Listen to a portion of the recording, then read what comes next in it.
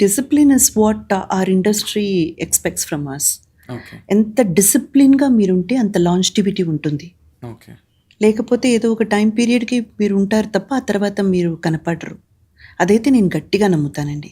మన ఇండస్ట్రీ గురించి బయట చాలామంది చాలా రకాలుగా తప్పు తప్పుగా మాట్లాడుకుంటారు. అంటే వీళ్ళు తిరుగుతారు, తిరుగుబోతులు, వీళ్ళు పార్టీలు, పబ్బులు అలా చేసుకుంటారు. వీళ్ళది ఒక లైఫ్ ఒకటుంటుంది అనేది. అవన్నీ చాలా మిత్ అండి. నిజానికి అది మిత్. ఎందుకంటే మన ఇండస్ట్రీలో మీకు తెలుసు కదా! అవునండి. మార్నింగ్ 7:00 కాల్ షీట్ అంటే 7:00కి మనం విత్ మేకప్ రెడీగా ఉండాలి. హ్మ్. అప్పుడు మనం నైట్ ఎప్పుడు పడుకోవాలి ముందు రోజు? మినిమమ్ 9:30, 10కైనా పడుకోవాలి. హ్మ్. అప్పుడే మీరు ఎర్లీ మార్నింగ్ 4:30కి లేవగలరు. అంతే అంటే కదా! నేను లేడీ ఆర్టిస్ట్ చెప్తున్నాను. Female correct. ఆర్టిస్ట్‌కి హ్మ్. 4:30కి లేవాలి.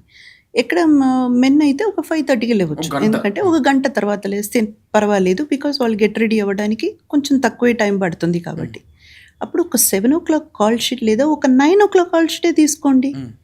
You have to be in the set and not only that you need to look presentable. హ్మ్.